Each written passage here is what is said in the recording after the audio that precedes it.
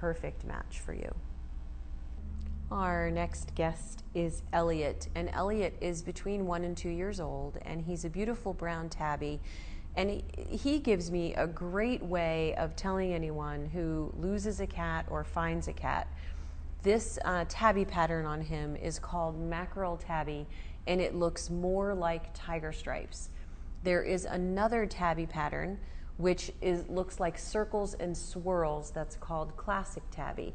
And that doesn't really matter for any reason other than when you're trying to describe a missing or found cat, because we get an average of 14 new animals every day, and more than half are cats. And when people call us and say that their cat is missing, it is very common for them to describe a cat like Elliott by saying he's brown and black and gray.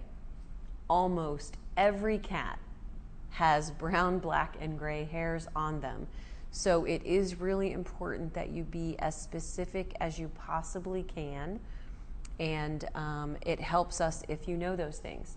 But it also helps us if you have a picture, because that is the best way for us to help people get reunited with their cats.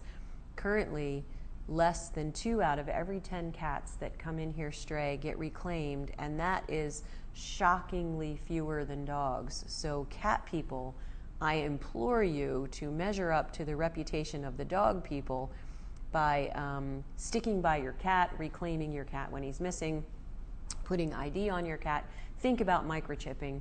We have a microchip clinic coming up on October the 12th. You'll read about it in the Post. You can find it on our Facebook page, but you definitely want to think about that if you have a pet that has access to the out of doors. You also should know that in Frederick, your cats and dogs must be confined to your property. And I know that a lot of people will say, hey, if I let my cat outside, how can I make him stay in my yard? Right, you can't. And since the law requires that your cat stay on your property, you have to seriously consider whether you're going to let them outside.